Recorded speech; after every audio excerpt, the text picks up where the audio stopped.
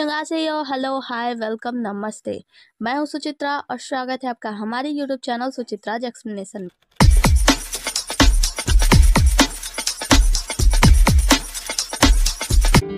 आज हम एक्सप्लेन करने वाले हैं द किंग्स वुमेन का एपिसोड नंबर 70। सब्सक्राइब कर दो ना। सब्सक्राइब करने के कोई भी पैसा नहीं लगते हैं, और अगर अगला वीडियो चाहते हो तो वीडियो को लाइक भी कर दो, और हाँ, बेल आइकन दबा लेना, जिससे कि जब भी मैं वीडियो अपलोड करूँ तुम्हें पहले पता चल जाए। चलो वीडियो स्टार्ट करते हैं। एपिसोड के स्टार्टिंग में हम देखते हैं कि जिंगकाई जो होता है वो खींच के एक थप्पड़ मारता है मिस्टर हांगशेंग को। उसके बाद से कहते हैं, हांगशेंग तुम भूल गए तुम्हें मास्टर ने क्या सिखाया? तुम उस राजा के साथ इंगजेंग के साथ उसके महल में रहे और तुमने उसका कत्ल नहीं किया। हमारे मास्टर ने सिखाया था ना कि उसको जब भी देखना जान से मार देना। तो वो कहता है कि तो क्या करता मैंने एक बार कोशिश किया था उसको मारने का, लेकिन मैं नहीं मार पाया। यहाँ पे जिंगकाई कहता है कोशिश किया था, तुम झूठ कह रहे हो ना, क्योंकि तुम भी महल में हो। एक साल से ज़्यादा हो गया तुम्हें महल में रहे, तो हो सकता है तुम इंगजेंग के चमचे बन गए हो। तो यहाँ पे वो समझाने की कोशिश करता है, देखो तुम जैसा सोच रहे हो वैसा कुछ नहीं है। मैं और ली यार तुम्हें धोखा नहीं दे रहे हैं। तो क्या धोखा नहीं दे रहे हो तो क्या कर रहे हो तुम लोग? और उसने तो मुझसे सच्चाई भी नहीं बताई। आखिर तुम लोग चाहते क्या हो? तो यहाँ पे वो समझाने की कोशिश करता है, देखो लीयर ने जो कुछ भी किया है ना, हांगशेंग बोलता है कि लीयर ने जो कुछ भी किया वो तुम्हारे लिए किया है। तुम जरा समझने की कोशिश करो, शांत हो जाओ और सोचो मास्टर ने तुम्हें क्या सिखाया था। तुम मास्टर के बारे में सोचो। तो वो कहता है मास्टर के बारे में मैं सोचूं? और उसके बाद से वो कहता है कि देखो हांगशेंग, तुम बदल सकते हो, तुम अपने मातृभूमि को धोखा दे सकते हो, मैं नहीं। मैं अपने मातृभूमि को कभी भी धोखा नहीं दूंगा। तुम अर्ली ईयर तो धोखा दे सकते हो, मैंने। उसके बाद से अपना तलवार निकालता है और इसके ऊपर हमला कर देता है, मतलब हांगशेंग के ऊपर हमला कर देता है। हांगशेंग बदले में जवाब में उससे कोई भी तलवारबाजी नहीं करता है, और ये वो अपनी बचाव कर रहा होता है। जिंगकाई कहता है कि हांगशेंग अपनी तलवार उठाओ और जवाब दो मुझसे लड़ाई करो, मैं तुम्हें जिंदा नहीं छोड़ूंगा। उसे बार बार अपने तलवार को लेकर उसके ऊपर हमला कर रहा होता है। तो जैसे ही वो उसके सीने पर वार करने जाता है, हम देखते हैं कि उसके सामने ना छोटी बिल्ली, मतलब कैट गर्ल होती है, वो आ जाती है और कहती है कि शांत हो जाओ जिंगकाई, शांत हो जाओ, ऐसे मत मारो। कैट गर्ल कहती है कि शांत हो जाओ जिंगकाई, मुझे मालूम है कि तुम बहुत ही ज़्यादा दर्द में हो, तुम्हें बहुत ही ज़्यादा पेन हो रहा है, लेकिन समझो इसमें हांगशेंग की कोई भी गलती नहीं है। हांगशेंग ने कोई भी गलत काम नहीं किया है। यहाँ पे हांगशेंग कहते हैं कि शांत हो जाओ जिंगकाई, हम दोनों बात करते हैं बैठ के, और मुझे लीयर ने तुम्हारे लिए ही भेजा। उसने कहा कि मैं तुम्हारी रक्षा करूँ।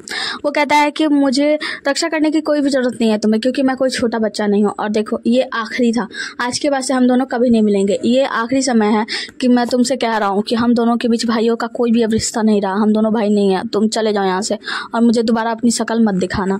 जिंगकाई अपना फैसला सुना के वहाँ से चला जाता है, और कैट गर्ल उसको रोकने की कोशिश करती पर रोकती नहीं है। उसके बाद से उससे कहती है कि हांगशेंग, क्या वो दोनों एक दूसरे से प्यार नहीं करते थे? और अगर करते थे तो दोनों क्या एक साथ नहीं रह सकते थे? ऐसा क्यों किया लीयर ने? वो जिंगकाई के साथ क्यों नहीं रही? वो दोनों साथ में रहते, खुश रहते। तो यहाँ पे जो हांगशेंग होता है ना, वो कहता है कि देखो ये जितना तुम सोच रही हो ना उतना आसान नहीं होता सभी कुछ। अगर इतना आसान होता तो वो कर देती, लेकिन वो शादी से पहले का एक प्यार था, मतलब जो अनमैरिड लड़के लड़कियां होते हैं उन दोनों के बीच एक दूसरे के लिए प्यार हो जाता है, लगाव हो जाता है, लेकिन इसका मतलब ये तो नहीं कि वो दोनों जिंदगी भर साथ रहें। आगे चल के बिछड़ना भी पड़ता है। मतलब वो समझाने की कोशिश करते हैं कि इसमें लीयर की भी कोई भी गलती नहीं है। आगे की सीन में हम राजा इंगजेंग को देखते हैं, जो कि बहुत ही ज्यादा गुस्से में होता है। कहता है कि आखिर हिम्मत कैसे होती है उन नौकर नौकरानियों को यहाँ से बाहर जाने की, यानी कि कैसे कोई बिना मेरी इजाजत के यहाँ से आ जा सकता है? कैसे कोई भी परिंदा मेरी इजाजत के बगैर यहाँ से आ जा सकता है? उसके बाद से कहते हैं, ली जाऊँ, मैं आदेश देता हूँ कि यहाँ पे जितने भी नौकर नौकरानियाँ हैं किंग पैलेस में, उन सभी नौकर नौकरानियों को पकड़ के जान से मार दिया जाए और नए नौकर नौकरानी हायर किया जाए। उसके बाद से जो जाओगा होते हैं कहते हैं जाओगा, तो वो बोलती है जी महाराज। तो वो कहते हैं कि जितने भी उस पैलेस में, मतलब जब मेरी कंकोबाइन है और उन कंकोबाइन के जितने भी नौकर नौकरानियाँ ना, उन सभी को पकड़ के जान से मार डालो। तो जाओगा कहते हैं जी जैसी आपकी आज्ञा महाराज। ये बहुत ही ज़्यादा गुस्से में होते, सबको आदेश दे रहे होते हैं। तभी एक सैनिक दौड़ता भागता हुआ आता है, कहता है महाराज खबर है महाराज मैं खबर लाया। तो वो कहते हैं बताओ क्या बताना चाहते हो? तो वो कहता है कि महाराज बाहर ले यार मैडम, मतलब आपकी उपपत्नी बाहर आ गई हैं। महाराज को इतना सुनना था कि इंगजेंग दौड़ते हुए महारानी के पास, मतलब अपनी महारानी के पास जाते हैं। दूसरी तरफ हम महारानी को देखते हैं जो यहाँ पे घोड़े के पास ही खड़ी होती हैं। महाराज के आने पर महारानी उनसे कहती है कि मेरे महाराज मुझे क्षमा कीजिए, मैं सीक्रेटली यहाँ से निकल कर चली गई थी और जब मुझे एहसास हुआ तो मैं वापस आ गई, उसके लिए मुझे क्षमा कर दीजिए। महाराज कहते हैं कि गार्ड्स महारानी को पकड़ लो, क्योंकि इन्होंने महल के रूल्स को ब्रेक किया किया है तो इन्हें पकड़ के जेल में डाल दो। यहाँ पे 2 गार्ड्स आते हैं और महारानी को पकड़ते हैं और जेल की तरफ लेके चले जाते हैं। महारानी जेल में जाती हैं और वहाँ पे देखती हैं क्वीन एआर को, मतलब इनकी नौकरानी, पर्सनल मेड। वो उनकी देखती है हालत बहुत ही ज़्यादा ख़राब होती है। उनकी मेड बोलती है महारानी आप वापस आ गए, आप कहाँ चली गई थी महारानी? तो वो कहती है कि मुझे माफ़ कर दो, ये सब मेरी वजह से हुआ है। वो कहती है नहीं महारानी, इसमें आपकी कोई भी गलती नहीं है। तो वो कहती है कि तुम्हारी ये हालत किसने की, मुझे बताओ, तुम्हारी हालत किसने की, मैं उससे मजा चखाऊंगी। तो यहाँ पे जो जाओ कहते हैं कि महारानी ये तो बस एक छोटा सा पनिशमेंट था जो आपकी नौकरानी को दी गई थी, और आपके जितने भी नौकर नौकरानी पर्सनल मैटर में इन्फेक्ट करते थे ना, उन सबको ये सजा दी गई है और ये सजा आपको भी मिलने वाली है। तो अगर आप कहें तो सबसे पहले हम आपको इस सजा का टेस्ट कराते हैं। तो वो कहती है कि ये क्या बक रहे हो तुम? तो वो कहता है हाँ महारानी, वैसे भी महाराज ने कहा है कि उनकी जितने भी कॉन्कोबाइन है, उनके नौकर नौकरानी है, सबको ये टेस्ट कराना है। तो चलिए सबसे पहले हम आपको ये टेस्ट कराते हैं।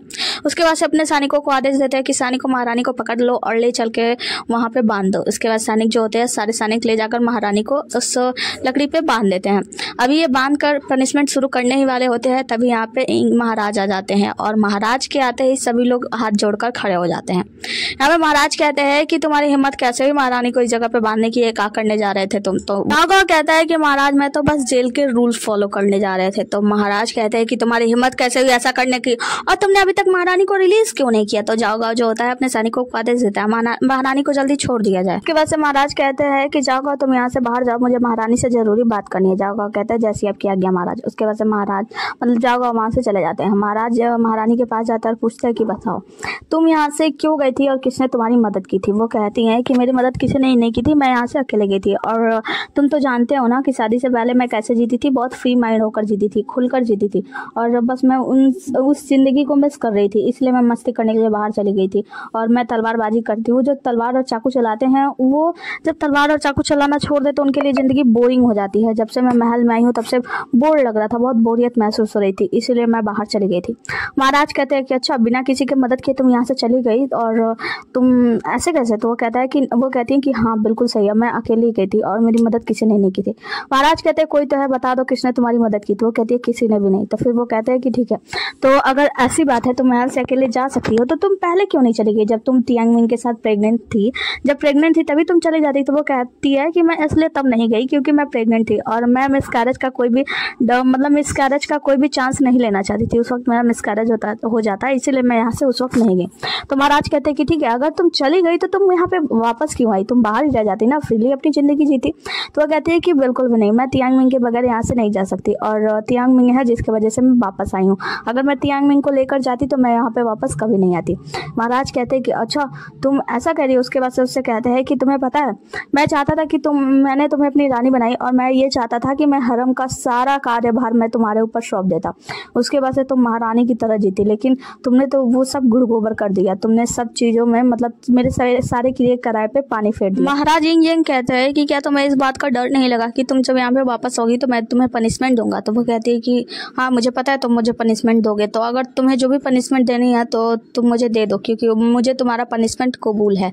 और महाराज कहते हैं उसके वजह से जाओ के कहते हैं कि जाओ इसे ले जाकर जेल में डाल दो और जब तक मैं ना कहूँ तब तक इसे कोई भी पनिशमेंट ना दे पाए और इसे कोई भी पनिशमेंट नहीं दी जाएगी। और उसके बाद से महारानी से कहते हैं कि मैं तो तुम्हें बहुत ही बड़ी वाली पनिशमेंट देने वाला हूँ। उसके बाद से उसे जेल में डाल दिया जाता है, मतलब महारानी को। उनकी नौकरानी तुरंत उनके पैरों में गिरने लगती है, कहती है महारानी मुझे माफ़ कर दीजिए, मैं आपकी अच्छे से केयर नहीं कर पाई। वो कहती है नहीं तुम मुझे माफ़ कर दो क्योंकि मेरी वजह से ये सब हुआ, मेरी वजह से तुम्हें इतना कुछ सफ़र करना पड़ेगा और तुम चिंता मत करो, आगे तुम्हें कुछ भी सफ़र नहीं करना पड़ेगा, मतलब तुम्हें कुछ भी भोगना नहीं पड़ेगा। वो कहती है महारानी मुझे माफ़ कर दीजिए क्योंकि ये सब मेरी गलती है। आगे हम लानिया यानी कैट गर्ल को देखते हैं जो कि जिंकाई के मूड को ठीक करने की कोशिश करती है। वो कहती है कि तुमने 2 दिनों से कुछ नहीं खाया तो चलो कुछ खा लो, क्या ना मैं तुम्हारे लिए कुछ अच्छा बना दूं? जिंकाई कहता है बिल्कुल नहीं, मुझे भूख नहीं है। तो वो कहती है कि अच्छा तो ठीक है, एक काम करना, चलो मेरे साथ मिलकर तलवारबाजी की प्रैक्टिस कर लो, इससे तुम्हारा हेल्थ अच्छा रहेगा। तो वो कहता है हेल्थ अच्छा रखना? नहीं, मुझे तलवारबाजी भी नहीं करना है, मैं 10 सालों से तलवारबाजी का प्रैक्टिस कर रहा हूँ, क्या हुआ? मैं अपने उस व्यक्ति को भी अपने पास नहीं रख पाया जिससे मैं प्यार करता हूँ, उसे भी मैं सेफ नहीं रख पाया हूँ, तो तलवारबाजी करके ही क्या कर लूँगा?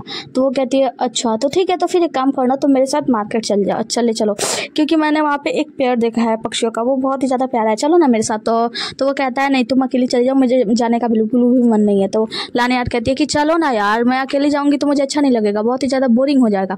तो वो कहता है कि वो उसका हाथ पकड़ के खींचने लगती है। तो खड़ा होता है गुस्से में, कहता है कि छोड़ो ना, जाओ मुझे अकेला छोड़ दो, मुझे नहीं जाना कहीं भी। तो फिर वो सैड हो जाती है, तो कहता है कि तुम सैड मत हो लाने यार, मैं जानता हूँ कि तुम मेरे साथ अच्छा व्यवहार करती हो, लेकिन मैं मूड में नहीं हूँ कि मैं ये सब करूँ, तो प्लीज़ मुझे अकेला छोड़ दो इस वक्त के लिए। आगे की सीन में हम देखते हैं कि जो जाओ काओ होते हैं वो अपना मसाज ले रहे होते हैं। तभी वहाँ पे एक आदमी आता है, मतलब एक सैनिक आता है और उन्हें एक पर्ची दिखाता है। कहता है कि जैसा आप चाहते थे मैंने छानबीन की तो मुझे पता चला कि ली और यानी मैडम के जाने से एक दिन पहले ही ना हानसेन नाम का एक सैनिक जो है जिसने महारानी के बच्चे को ढूंढा था, वो महाराज से छुट्टी मांगी थी उसने एक दिन पहले अपने होम टाउन अपने माताश्री से मिलने जाने के लिए, और वो अब तक महल में वापस नहीं आया। तो वो कहते कि अच्छा तो ठीक है, मुझे ऐसा लगता है कि इतने सारे कोइंसिडेंट तो नहीं हो सकते हैं ना, तो उसके महल में पहुंचने से पहले हानसेन का पूरा बैकग्राउंड खंगाल दो और इसके बारे में सारी कुछ पता लगाकर मुझे बताओ। सैनिक कहता है जैसे ही आप किया गया, फिर वहाँ से चला जाता है। उसके बाद से यहाँ पे जो जाओगा होते हैं वो सोच रहे हैं कि देखो इतना सारा कोइंसिडेंट तो नहीं हो सकता महारानी, अगर मैंने आपके और हानसेन के बीच में कुछ भी ऐसा खिचड़ी पकता हुआ देख लिया ना तो मैं तो आप दोनों को जिंदा नहीं छोड़ूंगा। आगे की सीन में हम देखते हैं कि हानसेन महल में होते हैं, तभी इनको चारों तरफ से गार्ड्स घेर लेते हैं। ये कहते हैं ये सब क्या हो रहा है, हानसेन पूछते हैं। तभी वहाँ पे जाओगा आते हैं और कहते हैं कि आपको अरेस्ट किया जाता है। उसके बाद से उन्हें अरेस्ट करके महाराज के पास ले जाया जाता है। यहाँ पे महाराज बैठे होते हैं, यहाँ पे जाओगा जाते हैं, कहते हैं महाराज प्रणाम, मुझे बहुत ज़रूरी था आपसे मिलना और मैं उस इंसान को पकड़ के लाया हूँ जिसने महारानी यानी ली ईयर की महारानी की मदद की थी यहाँ से बाहर जाने में। महाराज कहते हैं अंदर लाओ उसे। यहाँ पे हानसेन को लेकर आ जाता है। महाराज कहते हैं हानसेन तुम, तो यहाँ पे वो बोलते हैं मतलब जाओगा बोलते हैं कि जी हाँ महाराज, हानसेन ही वो व्यक्ति हैं जिन्होंने महारानी की मदद की थी। दरअसल इन्होंने बताया कि आपसे इन्होंने छुट्टी मांगी थी, महारानी के यहाँ से जाने से एक दिन पहले इन्होंने छुट्टी मांगी थी कि ये अपने माता पिता से मिलने जाना चाहते हैं। फिर जब हमने जांच किया तो हमें पता चला कि इनका जो शहर है मतलब इनका जो गाँव है ना वो पुयांग देश में है, वही के पुयांग शहर में है, और वहाँ पे जाने में अगर घोड़ा बहुत तेज भी चलता है ना तो हमें 10 दिन लग जाएगा। 10 दिन जाने में, फिर अपने माता पिता की हालचाल लेने में, बातचीत करने में, उसके बाद से उधर से 10 दिन आने में, तो नहीं तो 1 महीना तो लग ही जाता। लेकिन इनका देखिए ये अपने माता पिता से मिलने गए और 5 दिनों में ही वापस आ गए। तो मुझे पूरा यकीन है, मुझे पूरा शक है कि इन्होंने ही महारानी के यहाँ से जाने में मदद की थी। तो वो कहता है कि इस हिसाब से आप इन्हें कैसे कह सकते हैं।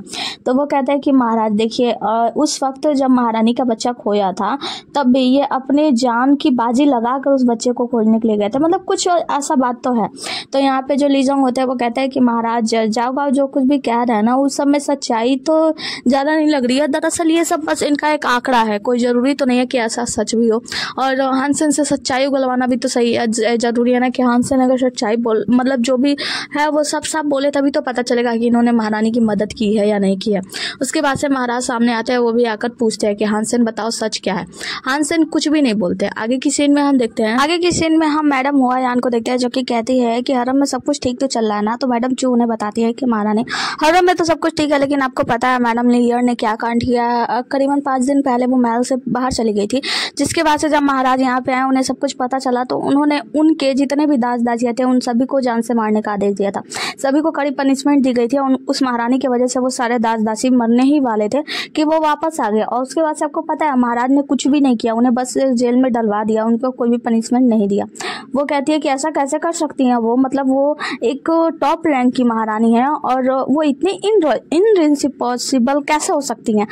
मतलब मुझे कहने नहीं आया, चलो तुम बता देना कमेंट में इनरिस्पॉन्सिबल कैसे हो सकती है। तो यहाँ पे वो कहती है मैडम चूँकि हाँ महारानी देखिए ना ये सब हो रहा है, और अगर क्या होगा अगर हरम में जितनी भी कंकोबाइन है जितनी भी उनके उपपत्नियां हैं वो सभी ऐसा करने लगे कि जब मन चाहे तब महल से बाहर जाए, महल में फिर अंदर आ जाए। जैसे लगता है कि वो ये कोई महल नहीं, कोई उनका झोपड़पट्टी बना रखी है वो। मतलब इतना कुछ होने के बाद भी महारानी ने उन्हें छड़ी भर भी कोई भी पनिशमेंट नहीं दी। तो यहाँ पे महारानी को मतलब हुआयान को बहुत ज़्यादा गुस्सा आता है। वो कहती है ठीक है इनको तो मैं देख लूंगी। आगे की सीन में हम महाराज इंगजेंग को देखते हैं जो कि हानसेन से कहते हैं कि तुम सच बता दो, अगर तुमने सच नहीं बताया तो मैं तुम्हें उसी जेल में डाल दूंगा जिस जेल में ली ईयर है इस समय। तो वो कहता है क्या महारानी जेल में है। तो वो कहता है कि हाँ, क्योंकि उसने गलती की थी, वो महल का रूल तोड़कर चली गई थी और अगर रूल ब्रेक करने वालों को मैं सजा ना दूँ तो लोग मुझ पर हंसेंगे, तो मैं इसीलिए मैंने उसे जेल में डाल दी। हानसेन कहते हैं कि महाराज मुझे माफ़ कर दो, इसमें महारानी की कोई भी गलती नहीं है। दरअसल वो तो बस मुझे बचाना चाहती हैं। दरअसल बात यह है कि मैं उन्हें यहाँ से बाहर ले गया था और मेरे ही कहने पे वो यहाँ से गई थी। दरअसल बात तो ये है कि आधे रास्ते में वो मुझसे हाथ छुड़ाकर यहाँ पे वापस चली आई, क्योंकि वो बहुत काइंड हार्टेड पर्सन है। वो कभी नहीं बताएंगी कि इसमें मेरी गलती है। सारी गलती मेरी है। मैं ही महारानी को बहला फुसला कर ले गया था और मेरी महारानी पे गलत निगाहें थी, इसीलिए मैंने ऐसा किया। मुझे माफ़ कर दो। तो वो महाराज कहते हैं कि तुम्हें क्या लगता है कि तुम मुझे माफ़ी मांगोगे? लीजोंग कहते हैं कि तुम माफ़ी मांगोगे तो तुम्हें छोड़ दिया जाएगा, तुम वापस महल क्यों आए? तो वो कहता है कि ऐसी बात नहीं है, मैं महल में इसलिए वापस आया क्योंकि यहाँ पे सैलरी अच्छी मिलती है और कहीं इतनी अच्छी सैलरी नहीं मिलेगी, इसलिए मैं यहाँ पे वापस आ गया। और मैंने एक बार गलती कर दी थी तो मैं दोबारा कभी गलती नहीं करूँगा। मैं ये भी जानता था कि महारानी कभी किसी को नहीं बताएंगी कि ये सब मेरी गलती है, इस वजह से मैं यहाँ पे वापस आ गया। मुझे लगा था कि किसी को पता नहीं चलेगा। तो यहाँ पे जो जाओगा होते हैं वो कहते हैं कि महाराज मुझे ऐसा लगता है कि आपको अच्छे से जाँच करनी चाहिए, इसकी बात पर बिल्कुल भी भरोसा मत कीजिए महाराज। महाराज कहते हैं कि बिल्कुल नहीं, शांत रहो, इसने जैसा कहा इसे जेल में डाल दिया जाए। और उसके बाद हम देखते हैं आगे हम हुआयान के पर्सनल नौकरानी फेंगी को देखते हैं, जो कि आई होती है राजकुमारी मतलब महारानी लियर को सजा देने के लिए। यहाँ पे महारानी लियर केतली उठा लेती है उसे मारने के लिए। तो यहाँ पे एक सैनिक आता है, दोनों को मना करता है कि आप दोनों रुक जाइए और फेंगी को कहते हैं कि फेंगी तुम शांत हो जाओ, क्योंकि महाराज ने ऑर्डर दिया है कि महाराज के अलावा इन्हें कोई भी पनिशमेंट नहीं दे सकता, तो तुम भी इन्हें पनिशमेंट नहीं दे सकती। अभी इन्हें समझा ही रहा था तभी वहाँ पे महाराज आ जाते हैं। महाराज के आते ही सभी लोग घुटनों के बल बैठ जाते हैं। महाराज यहाँ पे आते ही कहते हैं यहाँ सब क्या हो रहा है। गार्ड्स बताता है कि महाराज दरअसल बात यह है कि हुआयान के पैलेस से ये लोग आए हैं और ये महारानी को पनिशमेंट देना चाहते थे, लेकिन मैं इन्हें रोकने की कोशिश कर रहा हूँ, लेकिन मैं नहीं रोक पा रहा था क्योंकि वो हुआयान का ऑर्डर था। तो महाराज कहते हैं कि तुम लोग यहाँ पे क्या करो, चलो जाओ यहाँ से। उसके बाद से वहाँ पे जो हुआयान मैडम के जितने भी नौकर चाकर होते हैं सभी लोग वहाँ से चले जाते हैं। यहाँ पे लीजोंग कहता है कि महाराज हुआयान जो महारानी है उनके जो नौकर चाकर है ना वो बड़ी ऐसे ही काम करते हैं, मतलब महारानी जो भी ऑर्डर करती है वो लोग तुरंत कर देते हैं। यहाँ पे महाराज महारानी से पूछती है कि अब आखिरी बार मैं तुमसे पूछ रहा हूँ, बताओ कि तुम्हारी मदद किसने की थी यहाँ से बाहर जाने में? तो वो कहती है कि किसी ने भी नहीं, मैं अकेले गई थी यहाँ से बाहर। महाराज कहते हैं कि तुम अभी भी मुझसे झूठ बोली हो। उससे बाद से कहते हैं कि हानसेन ने अपने आप को सरेंडर कर दिया, उसने बता दिया है कि उसने तुम्हारी मदद की थी। तभी हानसेन को लेकर आ जाता है। महाराज कहते हैं कि तुम इस साधारण से गार्ड की क्यों रक्षा करी हो, इसे क्यों बचाने की कोशिश करी हो? सच सच बताओ मुझे कि इसका तुमसे क्या रिश्ता है। उसका हाथ पकड़ लेते हैं, जोरों से झटकते हैं, बोलते हैं बताओ क्या रिश्ता है तुम्हारा इसके साथ, तुम क्यों इसको प्रोटेक्ट करना चाहती हो? यहाँ पे जो गार्ड होता है मतलब जो हानसेन होता है ना वो घुटनों के बल बैठ जाते हैं, कहते हैं कि महाराज इसमें महारानी की कोई भी गलती नहीं है, वो तो काइंड हार्टेड है ना, इसलिए बस उन्होंने मेरी मदद करने की कोशिश की है। आप प्लीज उनको सजा मत देकर मुझे सजा दीजिए। महाराज कहते हैं कि अब बताओ क्या बात है। तो यहाँ पे महारानी जो होती है वो कहती है कि अगर तुम मुझ पर विश्वास करते, मुझसे प्यार करते ना, तो तुम्हें ये सब चीज इन्वेस्टिगेट करने की जरूरत ही नहीं पड़ती। तुम्हें मुझे सजा देनी है तो सजा दो ना, तुम ऐसा क्यों कर रहे हो, मतलब इतनी नौटंकी क्यों कर रहे हो? महाराज कहते हैं कि गार्ड्स हानसेन को कड़ी सजा दी जाए, मतलब यहाँ के हिसाब से जो भी सजा दी जाती है उसे ये सजा दी जाए और महारानी को जल्दी से उनके महल में शिफ्ट कर दिया जाए, महारानी को उनके महल में भिजवा दो। और लीजोंग से कहते हैं कि लीजोंग मैं ऑर्डर देता हूँ कि महारानी से मेरी परमिशन के बिना कोई भी मिलने नहीं जाए। महारानी लियर के कमरे का सीन दिखाया जाता है जहाँ पे हम देखते हैं कि महारानी हानसेन के बारे में याद कर रही होती है। हानसेन ने कहा था कि तुम चिंता मत करो लियर, मैं हमेशा तुम्हारे साथ हूँ, जब भी तुम्हें ज़रूरत पड़े ना तुम बस एक आवाज़ लगा देना, और तुम जब भी मुश्किल में हो ना तो हमेशा मुझे अपने पीछे ही पाओगी, तुम कभी भी चिंता मत करना, मैं हर वक्त तुम्हारे साथ हूँ। यहाँ पे लियर महारानी कहती है कि हानसेन देखो तुमने क्या किया, अब मैं क्या करूँ, मुझे कुछ भी समझ में नहीं आ रहा है, तुमने मेरे लिए खुद को कुर्बान कर दिया। दूसरी तरफ हम हानसेन को देखते हैं जिसकी हालत बहुत ही ज़्यादा खराब बनाई होती है। जाओगाओ ने जाओगाओ उसे बहुत ही ज़्यादा पीट रहा होता है। मिस्टर जाओगाओ को जो होते हैं ना वो हानसेन को डांट लगा रहे होते हैं, कहते हैं कि हानसेन मुझे तुम्हारी बातों पर बिल्कुल भी भरोसा नहीं है, मुझे पता है कि हाँ एक औरत को लेकर कोई भी इंसान विचलित हो सकता है, लेकिन जिस वक्त महारानी लियर यहाँ पे वापस आई थी ना मुझे बिल्कुल भी नहीं लगा था कि वो डरी हुई है, वो तो बहुत ही ज़्यादा बहादुर लग रही थी, क्योंकि मुझे बिल्कुल भी विश्वास नहीं हो रहा है कि उनका किडनैप हुआ है। तुम जो कुछ भी कह रहे हो मुझे पूरा विश्वास है ये सब झूठ कह रहे हो, तो तुम एक बार अगर मुझे सच्चाई बता दो ना तो शायद मैं कोशिश कर सकता हूँ कि तुम्हारी सज़ा थोड़ी कम करवा दूँ, या वरना तुम्हें मार दिया जाएगा।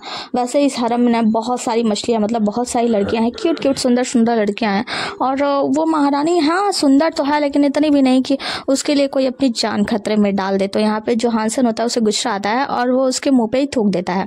तो इसके बाद से जो मिस्टर जाओगाओ होते हैं उन्हें गुस्सा आता है, कहते हैं कि तो अब तो तुम नहीं बचोगे, तुम्हें जान से मार दिया जाएगा, गार्ड्स इन्हें पूरी ताकत के साथ मारो। आगे की सीन में हम महारानी लियर को देखते हैं जो कि अपनी नौकरानी मतलब पर्सनल मेड जो होती है ना उनसे कहती हैं कि क्यों यार मुझे तुमसे एक मदद चाहिए। तो वो कहती है कि हाँ महारानी बताइए ना, आप जो कहेंगी मैं वो करूँगी। तो वो कहती है कि दरअसल मैं यहाँ से बाहर जाना चाहती हूँ और मैं चाहती हूँ कि मैं जाके हानसेन से मिलूँ।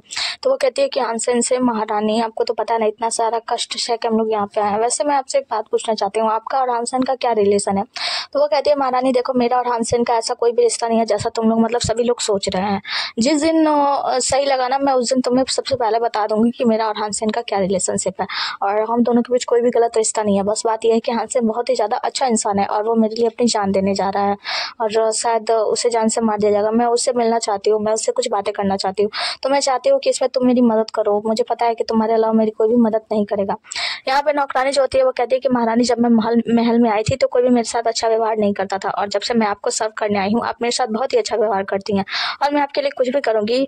ठीक है, मैं आपकी बात मानने के लिए तैयार हूँ, आप जैसा कहोगी मैं वैसा करूँगी। यहाँ पे महारानी रियल कहती है कि तुम चिंता मत करो, तुम्हें कुछ भी नहीं होने दूंगी, मैं तुम्हारी रक्षा करूंगी। उसके बाद से हमें सीन दिखाया जाता है जहाँ पे अंदर से आवाज आती है कि महारानी आप आराम कीजिए। उसके बाद से हम देखते हैं कि महारानी ली ईयर जो होती है ना वो मेड के कपड़े पहन के वहां से निकलती हैं। सैनिक उन्हें रोककर पूछते हैं कि तुम कहाँ जा रही हो, कौन हो तुम? तो वो कहते हैं कि मैं मेड हूँ। दरअसल महारानी सो चुकी हैं और मुझे बाहर जाना है। तो दो जो सैनिक होते हैं वो कहते हैं कि ठीक है जाओ यहाँ से। आगे हमें महाराज इंगजेंग का सीन दिखाया जाता है जहाँ पे हम देखते हैं कि जो जाओगा होते हैं वो महाराज इंगजेंग से सवाल कर रहे होते हैं। वो कहते हैं कि महाराज मैंने उसके बारे में मतलब जो हानसेन है उससे पूरी तरीके से पूछताछ की है, बहुत पीटा बहुत, तो लेकिन वो बस यही कह रहा है कि वो महारानी को किडनैप करके ले गया है। तो मुझे एक बात समझ में नहीं आ रही है महाराज, अगर महारानी ऐसी हैं कि उन्हें किडनैप कर लिया गया है तो महारानी अपने किडनैपर के बजाय उन्हें बचा क्यों रही है? मतलब उसे सामने क्यों नहीं लाती कि उसने गलती की है? दरअसल कुछ तो मुझे ऐसा लगता है दाल में काला है महाराज। इस बारे में हमें अच्छे से सोचना चाहिए। आप ही सोचिए कि अगर कोई औरत को कोई पुरुष किडनैप करके ले जाता है, दिन रात वो औरत उसके साथ रहती है, मतलब कुछ तो ऐसी बात है जो दोनों के बीच में दोनों छुपाने की कोशिश कर रहे हैं। इसी के साथ हमारा आज का एपिसोड खत्म होता है। मिलते हैं अगले एपिसोड में, तब तक के लिए बने रहिए हमारे साथ। Tata bye bye, take care. और हाँ, इसी के साथ वीडियो को लाइक कर दो और चैनल को सब्सक्राइब कर दो और बेल आइकन दबा लो जिससे आपको सबसे पहले नोटिफिकेशन मिल जाए। और एक बात चलो ढूंढो कि मैंने इस वीडियो में गलती कहाँ की है, क्योंकि एक जगह ऐसा है जहाँ पे मैंने गलती कर दी है और उस गलती को कमेंट में बताओ।